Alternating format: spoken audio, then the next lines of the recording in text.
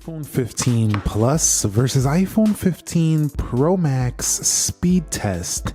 Let's begin with a boot up in 3, 2, go and see which one can get there first. Now, the Apple iPhone 14 Plus coming in at around $899. It does have an A16 Bionic chip and 6 gigs of RAM. So it's basically like a 14 Pro Max without a triple camera and without the weight and without the 120 hertz. And it boots up a little bit faster in this case than the iPhone 15 Pro Max in this test. But we have a A17 Pro chip here, 8 gigabytes of RAM. And the iPhone 15 Plus, if you thought this phone was light, that one's even. So for a quick confirmation of software, we are looking at 17.0.3 on the iPhone 15 Plus. Now on the iPhone 15 Pro Max, you're going to see that this does have the same 17.0.3, and the clock speed of the CPU is higher at 3.78 gigahertz. All right, so here we are at the application portion of the speed test. You can see everything is closed out for both phones. We are going to begin with calendar, and you'll see essentially the same. And then we'll go into clock here, and about the same. If we go here, here, here. And then we'll go into weather here on both phones, and maybe a hair faster on the iPhone 15 Pro Max calculator. You'll see about the same. And so for your day-to-day applications, majority of stuff will, hold on, that one was a miss. The majority of stuff will go ahead and open first for basically neither. You'll see right there about the same. So the chip thing, I mean, I think you'll probably get better battery life on the Plus just due to the 60 hertz. That was faster on the right. You got to really weigh like how much do you need that little bump of performance that comes with the Max, because the reality is that you'll only use that performance. You can see this was faster on the 15 Plus. You'll only use that performance in the area of like camera stuff, gaming, video rendering. And video rendering is very fast on the 15 Plus as well, so don't get it twisted. You could definitely render out 4K content easily on the 15 Plus, but you might get a hair quicker render time on the A17 Pro chip, but definitely very close here. Instagram. So, you know, the whole chip thing, it seems like marketing again, although still having the better chip for the longer term means you might have 1 year extra of software update. You'll see right here that's faster on the right. We'll go into eBay, and you'll see and that's faster on the right. You'll see a little bit quicker, maybe sometimes a hair faster in certain elements. Now on the 15 Pro Max, let's go into Amazon. And you'll see Amazon first there on the right. So yeah, some of these things can be maybe a slight bit faster on 15 Pro Max. We'll go over to Starbucks. You'll see essentially you're getting coffee at the same time on either phone. Let's go into Dead Trigger 2. And let's see if the games can pop open. So that popped open first on the left. So the A16 Bionic already been optimized for 14 Pro Max. So the 15 Plus out of the box is probably a more optimized phone just because developers already had work on those apps from last year for that CPU. But this was still faster to launch on the 15 Pro Max. And one of the great things about the 15 Plus is you now have Dynamic Island and you don't got to pay, you know, over $1,000 for that phone anymore. So pretty nice that even the base model users can get, like the 15 Plus and the 15 can get Dynamic Island, and they don't got to go to the Pro models, which a lot of people don't really need. And with the new photonic engine and the portrait effects, the 15 Plus's camera is also better. You can crop in on the camera, get a 2x zoom, and while 2x is kind of laughable by comparison to some Android competitors, it's still very decent.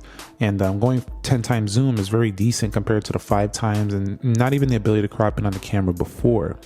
So it's a solid camera upgrade as well.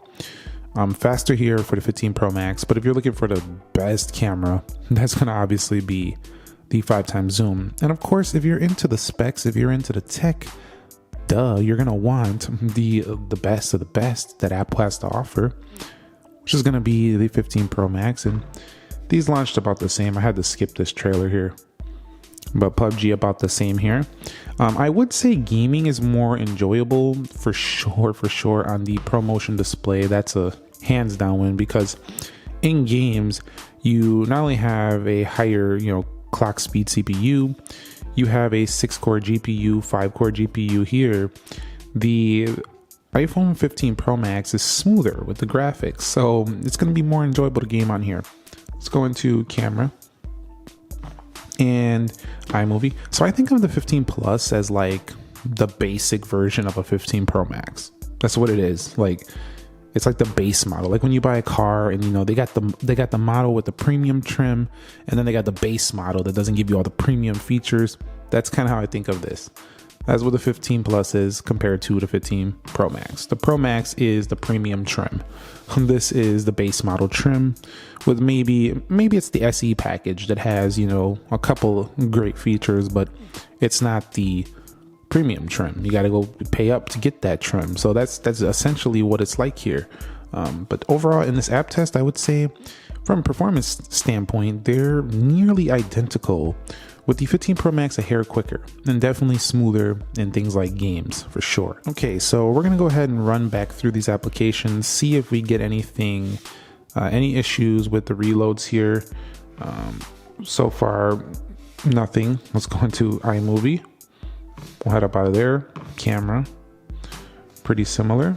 And even coming out, it's still super smooth. Apple has nailed animations. We know that by now. We'll go into Tempo Run 2. And you'll see that even coming out on these applications, they're basically the same. Again, I can see it with my eye. I don't know if it picks it up on camera. I could definitely see a little more choppiness with that 60 hertz. But again, you got to be looking at phones. You got to be comparing phones, or you're not really going to care whatsoever. That reloaded on the iPhone 15 Plus, so having 8 gigs of RAM might give the iPhone 15 Pro Max a slight advantage. Not a major one. Pretty close there again. So the 15 Pro Max does finish this test first, and you'll see 2894 with a 7143 on that multi-core score. That is a pretty decent jump in the multi-core score, but very little in the single core. You'll see a 2571 there for the iPhone 15 Plus. Got a little distracted because that one got closed out, but you'll see it's not a major jump. Okay, so here we go with the results for Wildlife Extreme, and you'll see, this one was kind of hot. Well, we are doing some testing, this one too. We do have a 3662 on the overall score. Now, that's not the highest score I've got on the 15 Pro Max. I think it might be throttling it because I was already doing a CPU benchmark, because I've gotten over 4,000 on this phone. You'll see 16.7 FPS, and that could be the case for the 15 Plus too. It might get a higher score if I wasn't doing all that stuff prior.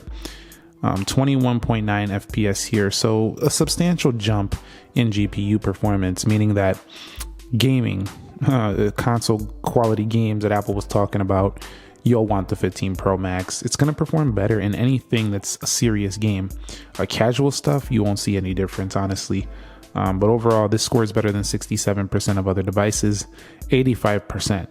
So again, this is just proof right here that you want to pick this chip if you're going to use it in things like gaming, graphics. If you're not, you'll never ever care or even know or even be taken advantage of the power on hand. Let's go ahead and hit the camera now, and you'll see they launch at about the same time. Although the iPhone 15 Pro Max does have an action button, so you can hop into the camera just like that if you set it up to do so. So that's going to wrap it up here between 15 Plus and 15 Pro Max. So there are some notable differences here, especially 60 hertz here definitely gives this phone the edge in the smooth feel. It feels like a faster display.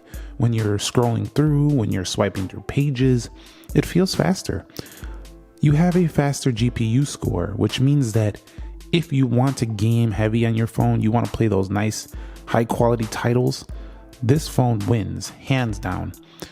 in things like video rendering, if apps are optimized, this should handle that a little bit better as well. Certain apps launch a little quicker on this phone as well, and I think as they get optimized, they'll be quicker. So overall, the 15 Plus feels like a watered down version to me of the 14 Pro Max when it comes to the display, because it doesn't have 120 Hertz. But it's pretty good. It's still a very fast phone, and I don't think it's going to deter anybody who just wants a really new iPhone with the dynamic island. They want USB-C. Also, this is a slower USB-C port 2. This is a 3 port. Neither of these are faster than some of the top Samsung phones. But yeah, I think in the speed area, the iPhone 15 Pro Max is definitely fast enough over the 15 Plus in multiple areas that if you really care about performance and top level spec, you'll definitely want to pick this one. But the 15 Plus is still a solid option if you don't want to pay over $1,000 for a large iPhone. It's still a really good pick. So thumbs up if you enjoyed this video. Subscribe if you haven't already. I will catch you all in the very next episode. Thank you very much for your support. Thank you very much for watching, and peace.